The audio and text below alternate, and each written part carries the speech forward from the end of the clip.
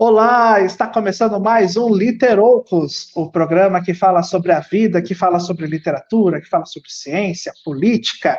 E outubro está aí, outubro tem Halloween, tem festas sobrenaturais, góticas, uma mistura de tantas fantasias. E hoje a gente vai trazer um especialista, conversar com um especialista excepcional. Nós vamos falar de Alexander Meirelles da Silva, que é professor associado da Universidade Federal de Goiás, na Regional de Catalão, onde leciona e orienta desde 2019, pesquisa sobre literatura fantástica na graduação do curso de letras e na pós-graduação de estudos na linguagem. É doutor em literatura comparada pela UFRJ e mestre em literaturas de língua inglesa pela UERJ. É autor do livro Literatura Inglesa para Brasileiros, Literatura e Cultura Brasileira para Estudantes Brasileiros. Desde 2016, é produtor de conteúdo do canal Fantástico Cursos no YouTube, onde ajuda as pessoas a escreverem, pesquisarem, né, e a usarem a fantasia, o gótico, a ficção científica em suas atividades diversas. Seja bem-vindo, Alexander, ao nosso programa Literoucos. Bom dia a todos e todas. Muito obrigado, Alex de França. Prazer estar aqui no Literoucos para bater um papo fantástico sobre coisas fantásticas. E eu fiquei assim muito feliz por você ter aceitado o nosso convite. E é muito bom falar sobre literatura fantástica, né? Falar um pouco também da literatura inglesa. E você, como ninguém, é um especialista. E nós sempre começamos o nosso programa, Alexandra, perguntando para os nossos convidados: o que é literatura para você? A literatura é um instrumento de mediação da vida. É o meio por qual a gente consegue entender, capturar as angústias, as ansiedades, os sonhos, as grandes questões da humanidade. Vamos lembrar que nós somos a espécie humana é uma espécie definida pelo ato de contar histórias. Somos uma espécie fabuladora. As civilizações surgiram e se propagaram por meio de histórias. As crianças aprendem por meio de histórias. Então, literatura é, acima de tudo, ser humano. Né? É isso que nos define, que nos distingue de outros animais. Somos todos animais, né? Mas o que nos distingue dos outros, mais até do que a linguagem, porque animais também possuem linguagem, mas essa capacidade de sonhar, de criar universos que não existem na realidade cotidiana, é isso que nos define como seres humanos, e mostra também nosso principal potencial para atingir a nossa plenitude.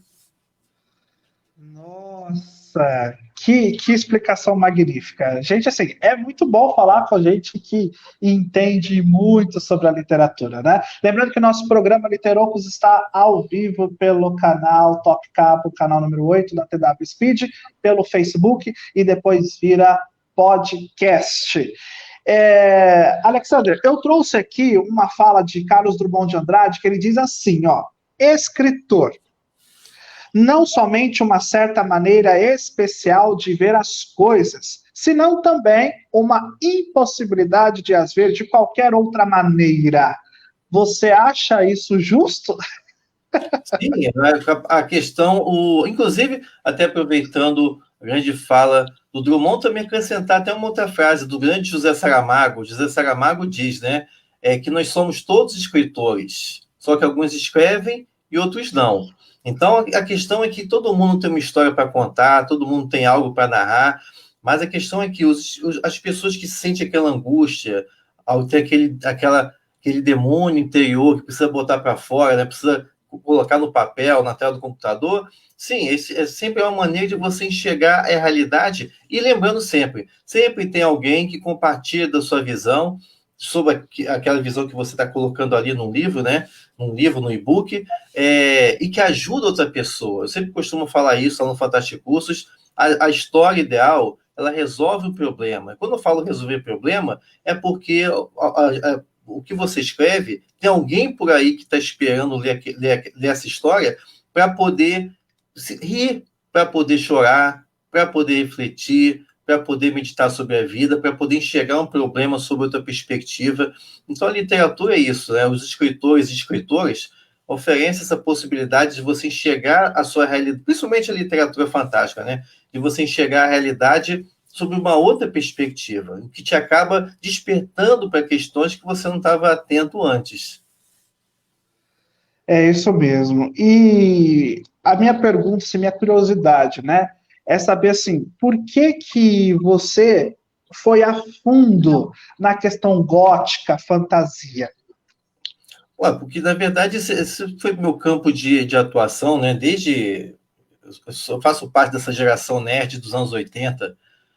Alguns ouvintes podem ter tido essa experiência, né? De crescer assistindo Sessão da Tarde. Na época de Sessão da Tarde passava Conan. Na época que no SBT passava filmes do Drácula, do Christopher Lee, passava Ultraman, Spectrum-Man. Então eu sempre fui fascinado sobre esse universo, né? Diverso. Godzilla passava também. E aí, na adolescência, também eu li livros como 20 Mil Léguas Submarinas, do Júlio Verne, Drácula também. Então, desde pequeno, eu senti uma atração para poder falar sobre essas histórias, né? Então, é um prazer enorme hoje poder lecionar na Universidade Federal de Goiás, onde eu estou desde 2009, né? E aí, justamente passando para frente essa paixão, né? Trabalhando com paixão. E aí, é lógico que nesse aspecto, eu não apenas trabalho com literatura inglesa, mas dentro da literatura inglesa tem muita questão o fantástico, né? Muito do que a gente vê hoje no cinema e na literatura tem suas bases na literatura inglesa, na literatura norte-americana. Então, eu acabo também ajudando os alunos, quem quer pesquisar, quem quer trabalhar em sala de aula, sobre esse universo. Então, ou seja, é um amor antigo que eu venho trabalhando. E uma curiosidade, assim, que você está aí em busca dessas pesquisas, por que que a sociedade em si ela tem essa ficção, esse delírio aí por histórias vampirescas, góticas, né? Desde Anne Rice aí até os mais modernos. Por que que a gente tem essa ficção por esses personagens mais sombrios, mais delirantes aí? Pois é, Alex, o negócio é isso, né? Que o que você está falando, a gente acaba tocando na questão do monstro, né? Vamos lembrar que o monstro fascina a gente. Você citou o vampiro, né? O vampiro é um ícone da modernidade. Ele vai atravessando os séculos, mas sempre assumindo diferentes formas, né? Por isso que sempre tem histórias de vampiros, vampiros cruéis, vampiros sensíveis, mas ele sempre está presente. Isso aponta para o poder do monstro. Lembremos que se você pegar a origem da palavra monstro, né? O que a palavra monstro significa? O monstro, no primeiro sentido, ele mostra alguma coisa. Isso é até que eu falo lá no curso online do Fantástico Cursos, o que o monstro mostra. Mas o monstro, a palavra dele não quer dizer apenas que mostra algo. O monstro, ele também anuncia algo, ele adverte algo, ele te prepara para coisas que virão. O monstro ele tem várias facetas, né? E vamos lembrar, desde que a humanidade existe, também existe monstros. O monstro é como se fosse um espelho dos nossos medos, dos nossos temores, também dos nossos desejos. O medo do monstro também é uma espécie de desejo, né? De você gosta de se relacionar, você sente o medo do monstro, mas você também não consegue desviar o seu olhar dele, né? Você citou o vampiro tem essa questão. O vampiro ele acaba sendo um elemento que aponta para diferentes necessidades básicas do ser humano. O ser humano, independente da cultura, da época, do país, de tudo, o ser humano ele tem necessidades básicas como, por exemplo, se alimentar e também de fazer sexo, né? Ou seja, de se relacionar sexualmente. E o vampiro, ele consegue agregar, quando ele ataca alguém, por exemplo, né? O cinema consagrou esse ataque no pescoço. Então, aí a gente está vendo aí justamente o vampiro fazendo, num ato só, no ataque dele, nos dentes que penetram, ele faz em um ataque as duas necessidades básicas do ser humano. Ele se alimenta e também faz sexo. Então, esse poder inconsciente, a gente percebe, às vezes, não no nível consciente, mas inconsciente, você sente uma atração por essa criatura, né? Como eu falei, acaba misturando sentimentos de medo, mas também de desejo. Nossa, que bacana. Então você acha que em todos nós existe um monstro? Com certeza, com certeza. A capacidade do ser humano é justamente se ele quer ser melhor é também saber a reconhecer o monstro que tem dentro de você. No final do século XIX, por exemplo, você tem um grande clássico da literatura gótica, que é O Estranho Caso do Dr. Jack e Mr. Hyde, que no Brasil também é mais conhecido como O Médico e o Monstro, que é uma novela de 1886 do escritor escocês Robert Louis Stevenson. E aí a gente vê justamente disso, né, que nós temos um outro lado, nós temos um lado sombrio, que a gente precisa contemplar, por isso que a gente precisa reconhecer.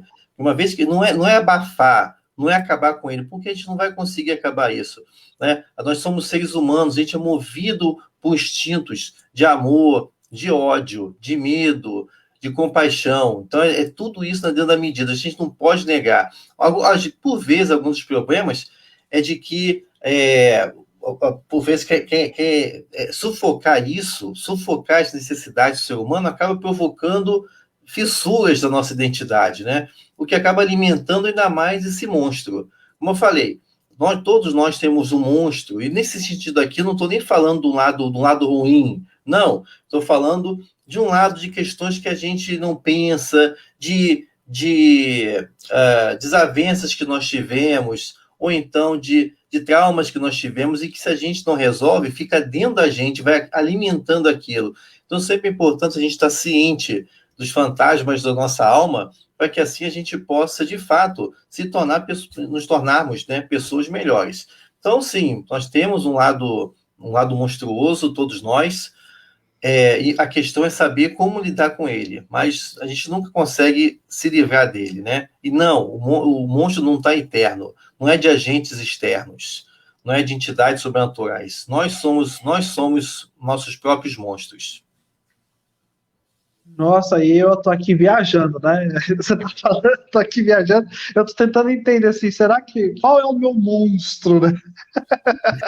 E aí eu fui para Baudelaire, quando ele solta lá as flores do mal, será que ele quis mostrar mais ou menos isso, que o diabo é o monstro? Não sei, né? Tô assim, viajando, tô aqui, e isso é bacana. Porque a maneira que você traz esse conhecimento faz a gente, assim, delirar. Mas aí eu te pergunto na questão sobre propriamente os vampiros. Os vampiros, eles sugam sangue ou eles sugam energia? Olha, o Alex, a verdade é o seguinte, desde que, como eu falei, né, desde que o ser humano surgiu, existem também criaturas que se alimentam da energia vital dos seres humanos. Quando a gente fala em energia vital, aí sim, alguns se alimentam da alma, alguns se alimentam da carne, alguns se alimentam de sangue. O que a literatura consagrou na figura dos mortos-vivos, né? E os vampiros são uma das espécies de mortos-vivos, né?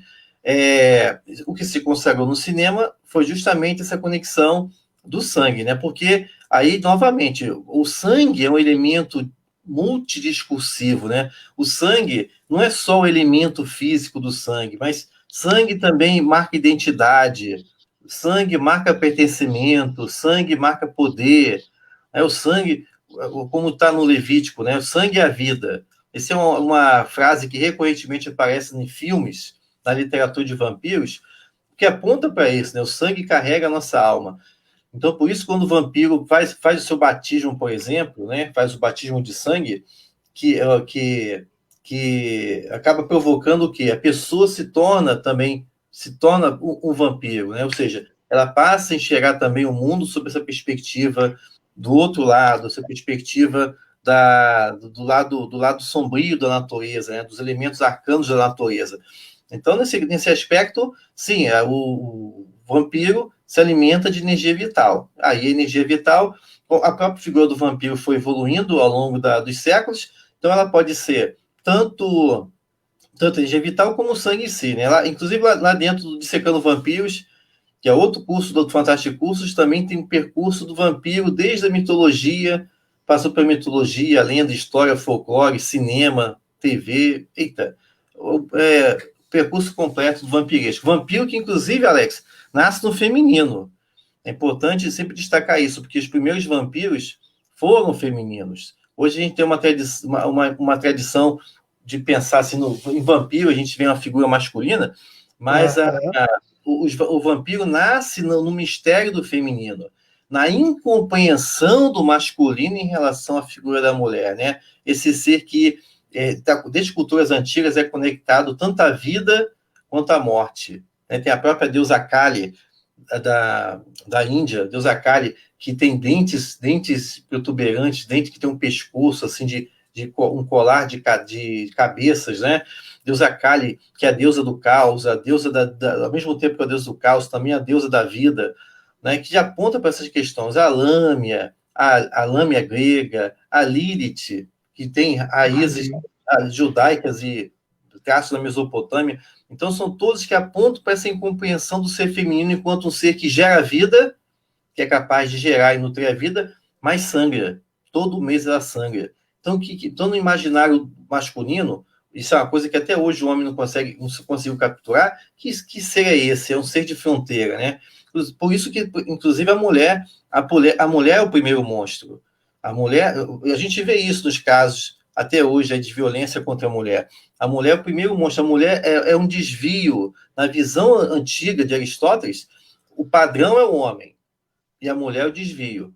Então, a mulher é o primeiro a ser monstruoso. E por isso que é tão marginalizada, tão violentada, tão silenciada ao longo da história da humanidade, né? Por quê? Porque é um desvio. Então, as mulheres sabem disso. É perigoso ser mulher. Andar na rua, dependendo onde você anda, como você anda e tal, é perigoso. Então, ser mulher é ser sempre um ser temendo essa violência do patriarcado, né? Temendo esse mundo de homens. Porque a verdade é que, ao longo da história da humanidade, os homens não capturaram, não conseguem entender. Nem Freud, né? Freud perguntou isso. O que querem as mulheres? Então, se nem Freud sabia responder, que o negócio é complicado, né? Então, exatamente, o que é a mulher? Então, a mulher é um ser complexo, um ser que os homens, na verdade, temem. Então, muito da violência contra o feminino hoje decorre da incapacidade do homem de enxergar o ser feminino. E aí usa-se a violência. Nossa, eu nunca chegaria nessa concepção. Muito boa, muito boa. Nós estamos conversando aqui com o mestre especialista Alexander Meirelles da Silva, que é professor associado da Universidade Federal de Goiás, na regional Catalão, onde ele leciona desde 2009, né, em literatura fantástica. Alexander, eu tenho uma frase aqui que é o duro ofício de escritor, né? É do Fernando Sabino. Ele diz o seguinte: para mim, o ato de escrever é muito difícil e penoso. Tenho sempre de corrigir e reescrever várias vezes. Basta dizer, como exemplo, que escrevi 1.100 páginas datilografadas para fazer um romance, no qual aproveitei pouco mais de 300. Na literatura fantástica, também é um ofício duro? É um ofício duro, né?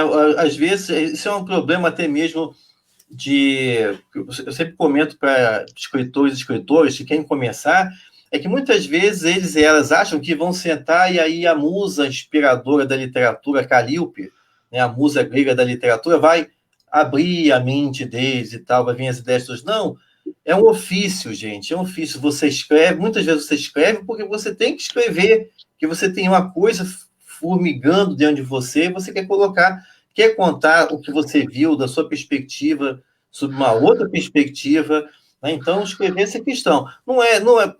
É um processo prazeroso? Pode ser, mas também é um processo penoso. Por isso, inclusive, eu fiz até vídeo lá no canal Fantástico Cursos sobre isso, como grandes escritores escrevem.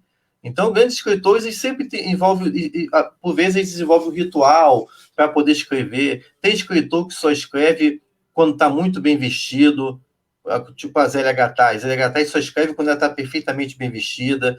O Gabriel Garcia Marques, por exemplo, só escrevia, para escrever tinha que ter uma flor amarela sobre a mesa de trabalho dele. O Ray Bradbury, autor do Fahrenheit 451, gostava de escrever pelado.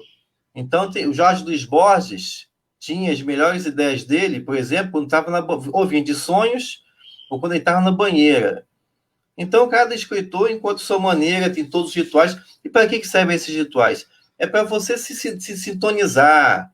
Sabe como é que era? É para você entrar naquela sintonia, naquele processo criativo. Vitor Hugo, o autor de Coucou Notre Dame, ele escrevia andando. Então, ele escrevia andando pelo quarto. Ele compunha os poemas dele andando pelo quarto, para circulando. Aí, quando vinha o poema pronto na cabeça dele, ele corria para o papel e escrevia tudo.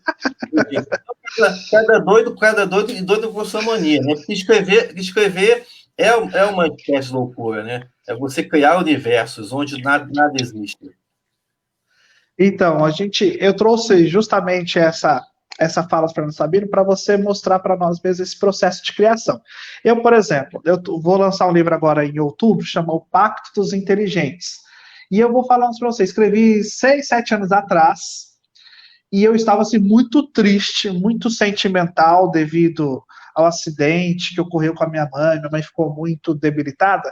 E se você pegar os meus personagens dentro deste livro, eles estão totalmente sombrios, né? Então, é isso mesmo? Será que o escritor consegue transferir, mesmo inconscientemente, o que ele está sentindo para essas obras?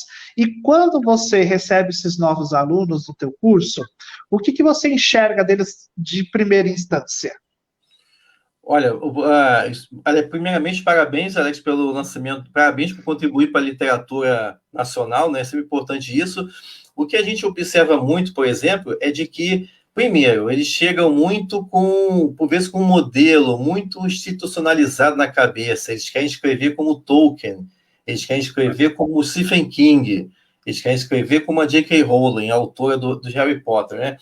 Então, a primeira... E tudo bem com isso, né? A gente sempre começa a escrever, novamente, a gente escreve tomando como base alguém que a gente admira e tal, a partir do momento que aí você vai criando a sua própria voz, né? Você falou dos personagens, o Stephen King fala sobre isso. Da onde que vem os personagens? Os personagens vêm de dentro de você, os personagens vêm das pessoas que você conhece, de pessoas que você não conhece, mas são sentimentos que acabam ganhando forma.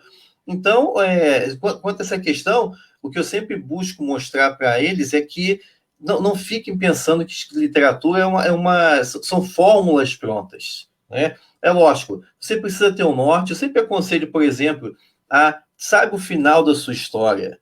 Sabe o final da sua história para você traçar como uma meta, como se fosse um alvo de uma flecha que você vai disparar e você tem que descrever o caminho até que ela acerte esse alvo. E uma vez que você saiba qual vai ser o final, você consegue trabalhar os elementos anteriores e aí você consegue estruturar, né? Eu acho complicado só quando eles começam uma história, mas não sabem para onde que vai, né? Mas isso é parte do processo criativo. Tem escritor assim, que aí ele se perde. É um prazer também se perder, né? No que até o Humberto Eco chamou lá nos bosques da ficção, né? É um prazer você se perder com esses caminhos.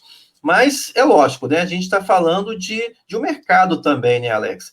Então você se perde, mas tranquilo, se você tem tempo para isso, se você escreve sem preocupação com nada e tudo mais. Mas se você tem uma proposta, se você quer que, por exemplo, essa obra circule, que essa obra venda, então é importante você ter um prazo, um método. Não estou falando para ser igual o Stephen King. Pô, o Stephen King escreve uma... Ele falava isso, né? E fala isso no Sobre Escrita. Cada livro dele escreve uma estação. Pô, quanto tempo dura cada estação do ano? 3, 4 meses, né? Então, é frenético isso, né? Mas não é questão de, meu Deus, tem que escrever tantas páginas. Isso até lembra um outro caso do Hemingway, né? O Ernest Hemingway, autor do Velho e o Mar, ele se colocava na cabeça que ele escrevia 250 palavras por dia. E só. Ou ele escrevia de pé. Quando se cansava, parava. Né? Ou então também o Saramago. O Saramago, ele só escrevia, se não me engano, são 2 laudas, 2 páginas por dia. Ele dizia que nenhum bom escritor, palavra Saramago, ele dizia que nenhum bom escritor consegue escrever mais do que 2 boas páginas por dia. Então você vê que isso é um processo muito pessoal, né?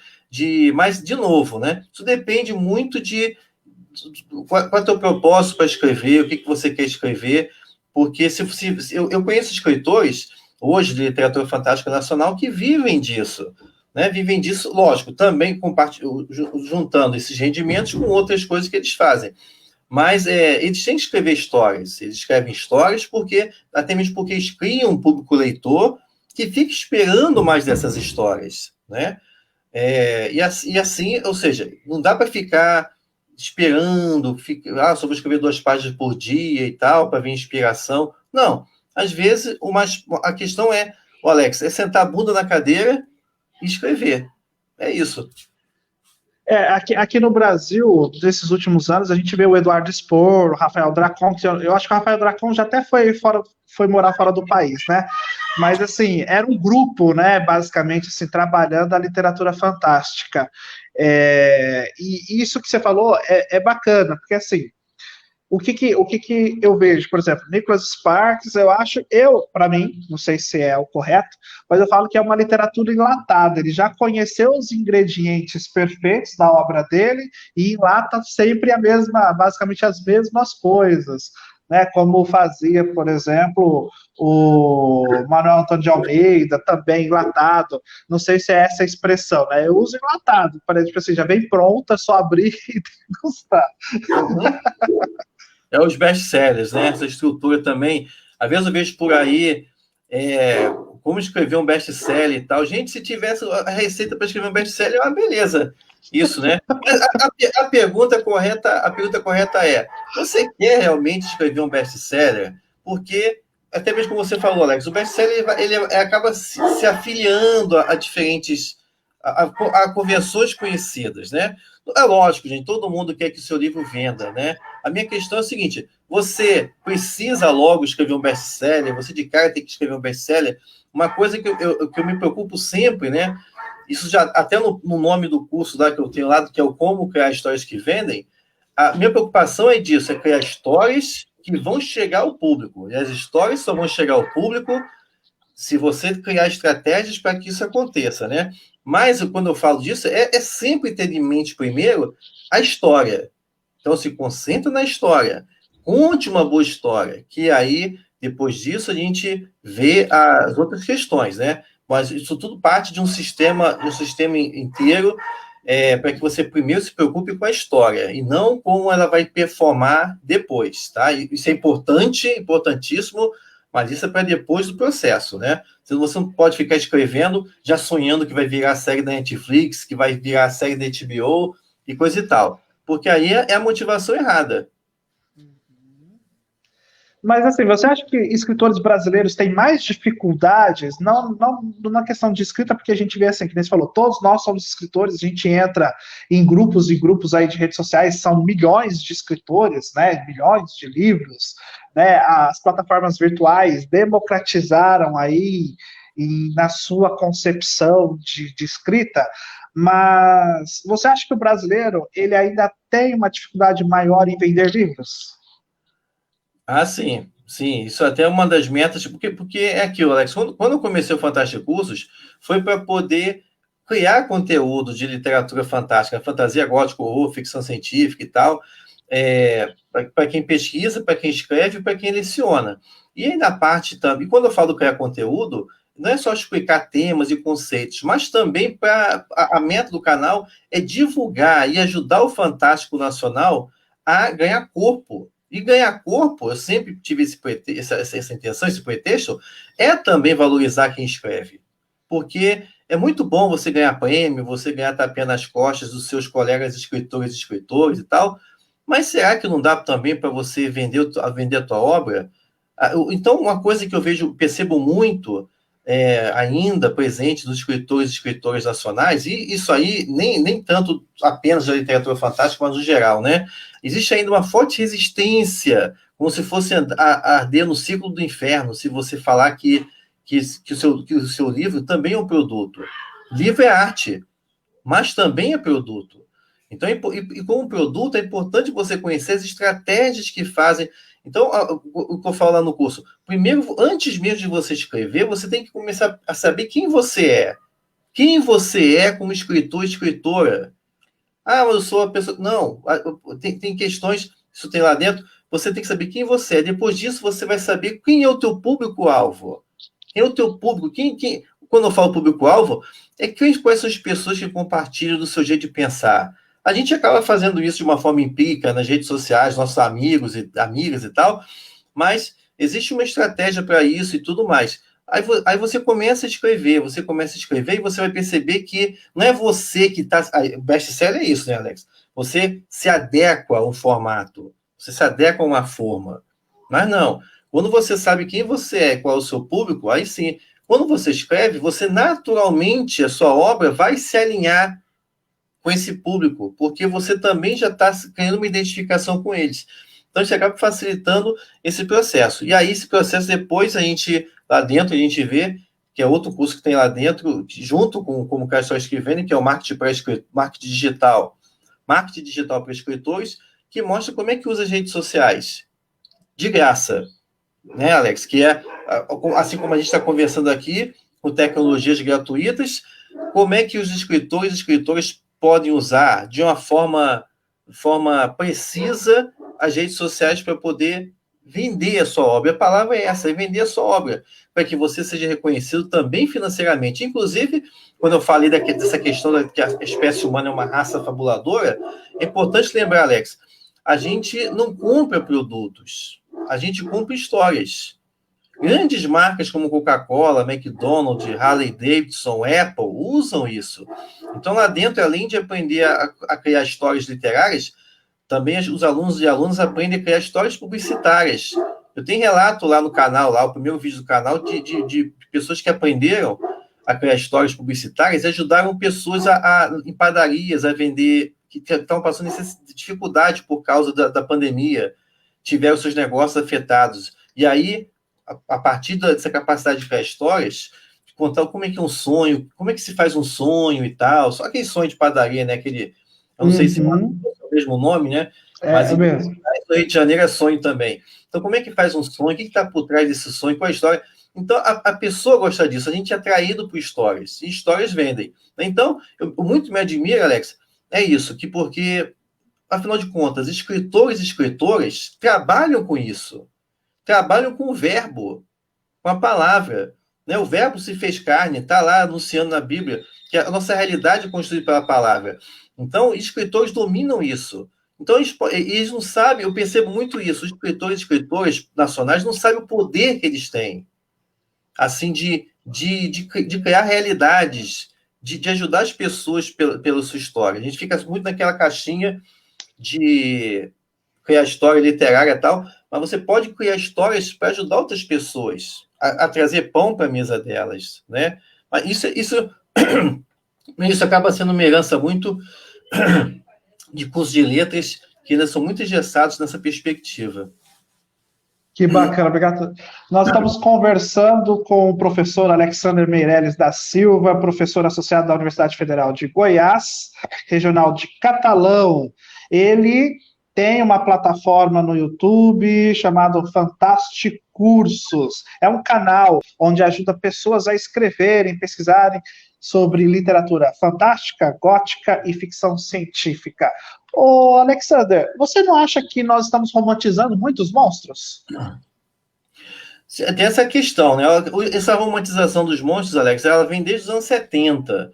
Isso por quê? Porque a partir dos anos 60 e 70, principalmente nos Estados Unidos, o que a gente convencionou chamar de pós-modernismo, né? Que é um termo sempre muito complexo, né? Mas o fato é que nos anos 60 e 70 a gente começou a ver eram grupos marginais, e quando eu falo aqui grupos marginais, eram grupos que viviam na margem, grupos que não tinham voz, né? Então a gente viu mulheres, a gente viu gays, a gente viu negros, ou seja, nativos americanos ganhando voz, ganhando representatividade, né? Ou seja, e aí nesse processo acaba que esses grupos começaram, por exemplo, a recontar as mesmas histórias da tradição ocidental, que é uma tradição masculina, a partir de uma outra perspectiva, né? Então, para citar um caso aqui bem popular, do Shrek. Shrek, que é uma produção já do século XXI, e, como você diz, romantiza o monstro. No caso aqui, romantiza o ogro. E aí a gente nunca para pensar no ogro lá do Pequeno Polegar, né? No ogro também do João e o Pé de Feijão, em que algumas versões é um gigante, mas também é um ogro gigante. Então a gente nunca para pensar, por exemplo, mas quem é esse ogro? Por que ele é tão violento? Por que ele é tão rancoroso, né? E aí, quando a gente tem uma obra como Shrek, por exemplo, em que mostra que o monstro mora num pântano, mora no pântano porque as pessoas o julgam pela aparência dele. O julgam porque já parte do pressuposto que ele é canibal, que não sei o quê, e tudo mais.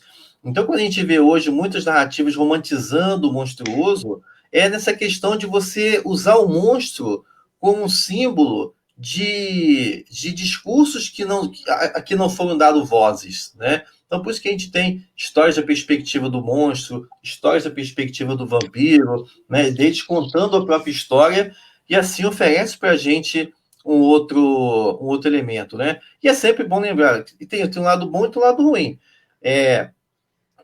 Dependendo da história, o monstro é ruim. O monstro não é questão de, como se usa muito nas redes sociais, né? Passar pano para o monstruoso, né? Mas é apontar, entender, buscar essa questão. Aí você dá voz ao monstruoso. Ou então, você simplesmente mostra o monstro realmente como algo a ser combatido, né? Que é algo muito comum em filmes de horror, né? Como Annabelle, a freira e tudo mais, né? Que são demônios que têm que ser combatidos, né? Não é questão de compreender o ponto de vista. Mas depende sempre... Mas sim, desde os anos 70 você tem essa possibilidade de você dar voz ao monstro para ver o que ele tem para falar, né? Isso até acaba enriquecendo também, dá novas perspectivas para a bruxa, quanto à história e para outras criaturas. Entendi. Mas assim, quando você falou do Shrek, aí tem aquele momento em que a princesa, que é a mulher dele hoje, né? Não sei o nome, ela vira também um monstro, né? É como se. Aí eu, analisando aí agora, se estou viajando, tá? Estou viajando aqui. Será que não era isso mesmo que ele quis mostrar? Que todo mundo, no fundo, é um ogro? Sim, também.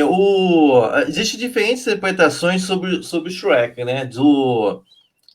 Eu particularmente, eu ficaria mais satisfeito se, por exemplo, se ao final a Fiona permanecesse uma princesa.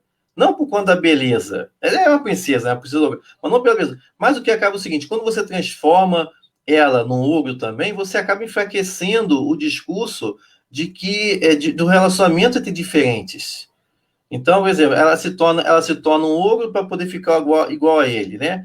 Ok, a gente tem essa leitura de que todo mundo tem um ogro por dentro, porque a verdadeira beleza está dentro de você e tal, que é esse que é o discurso que a Pixar que ia passar, né? Pixar não, me esqueci agora o estúdio, que é o estúdio do Steven Spielberg com o ex-presidente da Disney, esqueci. Mas o que a gente tem aí é essa questão do mais, você tem que aceitar, a beleza está por dentro e tal. Particularmente enquanto ruptura com o discurso, eu preferiria que a Fiona permanecesse na forma humana, né? E aí sim mantivesse com o Shrek.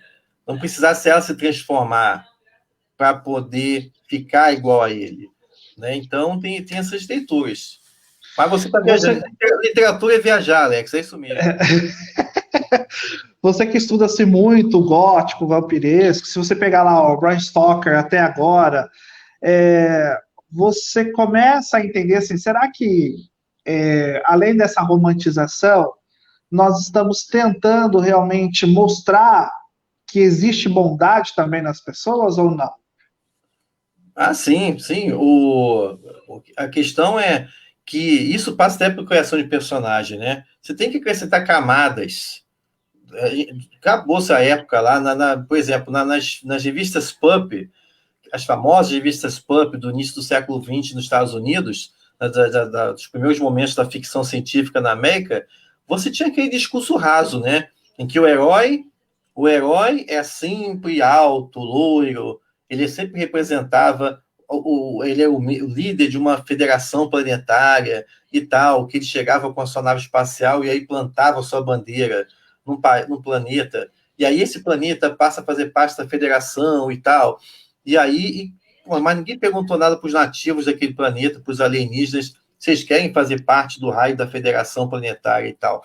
Então, por quê? Porque já se considera o quê? Não, eu sou astronauta, eu sou americano, eu sou alto loiro, eu sou certo, e vocês aí, eu estou levando a civilização para vocês. Então, nesses primeiros momentos, essas revistas, essas histórias, traziam um maniqueísmo muito raso, né, de que todo alienígena tudo alienígena atrasado, é selvagem, é algo a ser temido e coisa e tal, e você tem o outro lado. Esse é um discurso que ajudou muito que refletia muito uma ideologia americana. Com o passar do tempo, a gente falou aqui dos anos 60 e 70, essas mesmas histórias foram apropriadas. Para a gente contar, quem é esse alienígena aí? Pô, mas por que eu tenho que... Aí a gente vai ter a mesma história contada do ponto de vista dele, né? Então, nesse ponto, é interessante você observar que isso acrescenta uma camada a mais, né? Isso enriquece as histórias. Hoje em dia, na verdade, o ponto é, a gente não vive num mundo de bom e mal. A gente não vive num mundo de bonzinhos e malzinhos, né? Como antigamente, Estados Unidos, que se coloca nessa posição, por exemplo, de líder e tal, eu sou bom, eu sou uma pessoa boa e tal. Eu tenho muito medo, na verdade, das pessoas que se dizem do bem. Eu tenho muito medo de pessoas que falam de bem, porque é dessas aí que eu sempre espero que venha a pior coisa. Mas sim, né? A gente tem a bondade que tem que ser trabalhada dentro de nós. Eu falo isso no sentido de que ninguém é totalmente ruim, ninguém é totalmente bom. É importante a gente saber que o cinza é que é a nossa realidade, né? E o interessante, você falou aí a questão dessas pessoas do bem e tal, será que não vem naquele aspecto de que, assim, aquilo que você mais combate, você vira? Se a gente pegar, por exemplo, Batman, aquilo que você mais combate, ou aquilo que você mais tem medo de ser é o que você é, seria mais ou menos isso. É como se você estivesse correndo do espelho, né? Então, aquela pessoa que fala muito, muito, muito em Deus, em ações bondosas, a gente vê isso muito toda vez que falo sobre isso, eu lembro daquela história negrinha de Monteiro Lobato, né? A mulher que se mostra boa, né? Que ajuda as pessoas, nobre, e dentro da casa que basicamente é o seu interior, é maléfica, é realmente preconceituosa, né? Então, será que não é isso mesmo? Não é do ser humano? Então, eu tenho muito medo do morcego, da escuridão, e ele é a escuridão, ele é um morcego. Sim, aliás, parabéns pela camisa aí, camisa nerd aí de primeira, da Liga da Justiça. É isso, inclusive as abordagens do Batman nos quadrinhos, no cinema também, passam por isso, né? O Batman acaba sendo o outro lado, né? Só que ele é um outro lado que possui os meios para poder combater outros seres que, como ele, são desajustados. Porque vamos combinar, né? Você colocar uma fantasia de noite e sair dando porrada nos outros e tal, visando o bem e tudo mais, mas é um desajuste. Você está desajustado em relação às instituições, tá? As instituições. Mas por isso que até mesmo existem leituras, até que apontam que o Batman, na verdade, ele acaba sendo um aparelho de manutenção da ordem vigente, né? No sentido de que ele sai baixando a porrada, pegando os criminosos e tudo mais, mas acaba que você, nesse aspecto, você perde um pouco desse discurso. Ah, não, mas é bandido e tal.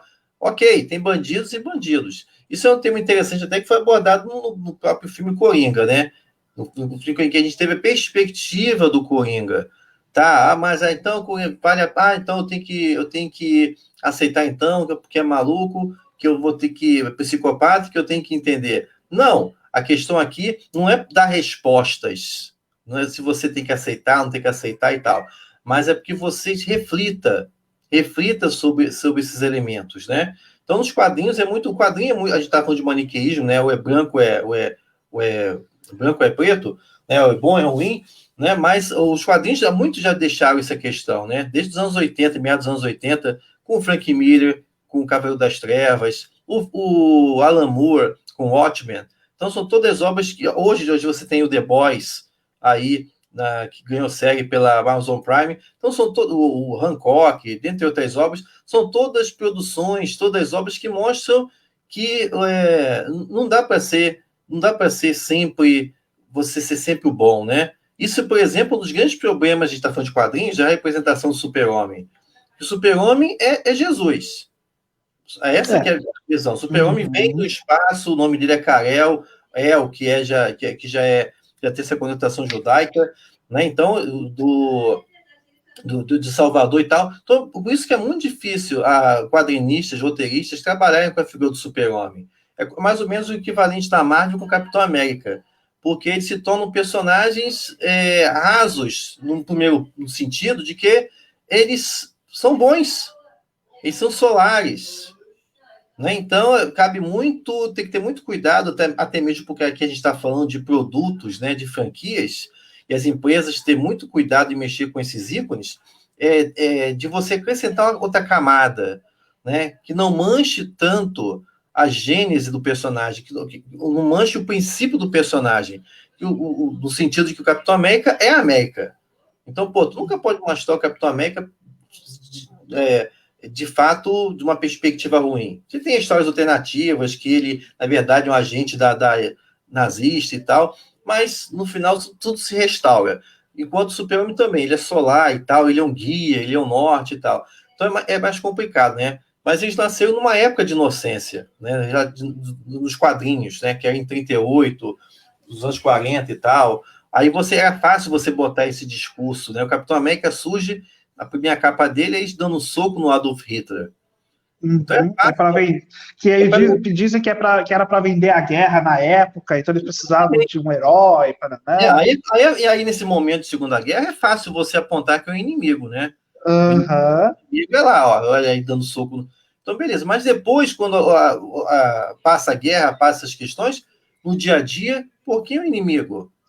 É o pai ali que está roubando o pai que está roubando uma TV porque não conseguiu, foi despejado e tal, e aí. Então é complexo. Então, os super-heróis hoje eles conseguem capturar essas nuances. Bom, que bacana. Nós estamos chegando ao final do nosso programa, Literoucos, mas assim, bater papo com você se foi espetacular. Nós temos aquele momento em que você indica um livro que você acha bacana. Lembrando, gente, que ele tem um livro que é muito bacana, que é a questão de literatura inglesa para brasileiros e literatura e cultura brasileira para estudantes brasileiros. E agora é esse momento de você indicar o livro que você acha interessante para os telespectadores, ouvintes. Olha, eu vou indicar um livro que, inclusive, nesse momento ele está ganhando reimpressão, porque é um clássico moderno da ficção científica brasileira, do escritor Braulio Tavares, o escritor e pesquisador Braulio Tavares. É um livro que escreveu chamado A Espinha Dorsal da Memória, que vem, inclusive, também em conjunto com outra obra chamada Mundo Fantasma. Né? Então, isso é uma obra do Braulio Tavares, que tá esgotado, né? Mas nesse momento, eu tô falando, por isso que eu estou citando ele, recomendando, porque nesse momento ele está ganhando uma reedição e está em campanha de financiamento coletivo, ou seja, que é uma coisa comum hoje no mercado brasileiro, né? Quem quer ver a obra, quem se interessa pelo projeto, vai lá e apoia a campanha. Nos vídeos do Fantástico Cursos, no Fantástico Curso no Facebook, na página do Fantástico Curso no Facebook, tem lá posts falando dessa campanha que está sendo trazida pela editora Bandeirola. Editora Bandeirola, que está organizando essa campanha para novamente trazer a edição de Espinha Dorsal da Memória e também do Mundo Fantasma. Então, fica essa dica desse grande clássico da ficção científica brasileira, Braulio Tavares. Mesmo que você não curta ficção científica, não é a tua praia, mas conheça, porque justamente esse é o ponto. É uma ficção científica que vai além de raio, mutante e tal, aquelas coisas que normalmente as pessoas associam. É uma história que faz a gente pensar, faz a gente refletir, que promove, como toda boa ficção científica, permite reflexão sobre o mundo ao nosso redor e também diverte, tá? Então, no Facebook tem os links lá para a campanha que está rolando no Catarse, da Espinha Dorsal da Memória e do Mundo Fantasma. Então, são essas as dicas aí, Alex. Tá certo. E a gente não conseguiu falar muito sobre a literatura científica, né? Mas, da ficção científica, mas assim, eu vou te passar só uma impressão. Quando eu assisti algum filme, alguma coisa assim, de ficção científica, depois do mundo pós-apocalíptico, taranã, taranã, e aí as pessoas viravam zumbis, viravam não sei o quê, eu acho que a gente já passou por essa bomba nuclear, porque a gente está vendo tanto zumbi por aí. O que você me fala aí nos últimos minutinhos sobre isso? Ah, sim. Inclusive o zumbi ele ganhou relevância. A gente vê que teve vários filmes sobre o zumbi no começo do século XXI por causa disso. Nós somos zumbi hoje. Então o zumbi ele é um símbolo, cada monstro tem sua época. No caso do zumbi, ele mostra muito como é que a gente é vazio, no sentido que a nossa vida está na rede social. A sua vida, você é uma casca, a tua vida está lá. Então você quer mostrar na rede social que você é feliz, que você viajou. Ninguém quer saber que você está pagando um puta carnê de várias prestações lá da viagem que você fez, mas o importante é você se manter feliz na rede social, é uma obrigação. E aí você sofre se não dão curtida, se não comentam. Então você é uma casca, um ser sem vida, como um zumbi. Tua vida está no ambiente virtual. Então, muito dessa força do zumbi hoje, das pessoas ficarem andando na rua, se conectando, olhando só batendo nos postes aí, nem vendo o carro passar, é de uma vida que a vida está em outro local. Ela é só uma casca Nossa, que anda. você me fez lembrar de um episódio daquele seriado Black Mirror, que é espetacular. Você deve amar até, né? Black Mirror, que a consciência, ou não sei o que ele vai, tá numa caixinha de som que hoje a gente pode chamar de Alexa, né? Aquelas caixinhas que falam com você.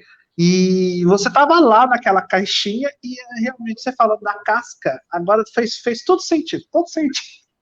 Exatamente, né? Aí a boa ficção científica faz isso, né? Ela te faz enxergar algo que está acontecendo no nosso mundo de uma outra perspectiva, para você se tocar, pô, mas isso aí é minha vida, é isso. Uhum. E nós estamos finalizando o nosso bate-papo com o Alexander Meirelles da Silva, professor, associado da Universidade Federal de Goiás. Falamos sobre gótico, falamos sobre fantasia. E agora você tem 2 minutinhos para se despedir, falar o que você quiser, se quiser mandar um recado, falar um pouco do teu curso, da tua agenda, e sinta-se à vontade. Bom, mais uma vez agradecer aqui ao Alex, ao Literoucos também pelo bate-papo fantástico, de fato, nesse sábado, e convidar vocês a conhecerem o canal Fantástico Cursos no YouTube, e assim como as outras redes, o Instagram do Fantástico Cursos é @Fantástico Cursos, Fantástico Cursos no Facebook também, onde eu sempre coloco conteúdos relacionados à fantasia, ao gótico, horror e ficção científica, para quem quer escrever, pesquisar e lecionar, e conheça também, se você tem uma história para contar, então, vem contar a sua história e vender a sua história no Como Criar Histórias que Vendem. Tem link lá nos vídeos do canal Fantástico Cursos, ok? Muito obrigado, Alex, pelo espaço. Eu que agradeço, estamos muito felizes com a sua presença hoje no nosso programa Literoucos. Quero agradecer você que esteve conosco esta 1 hora. Lembrando que o vídeo fica à disposição no Facebook da Top Cabo, tem reprises na Top Cabo e também vira podcast. Obrigado a todos, obrigado Marcos, que está lá do outro lado da tela, nos ajudando sempre, todos os sábados, nas artes e no desenvolvimento do programa. Obrigado, Alexander, mais uma vez, e até o próximo sábado. Literoucos!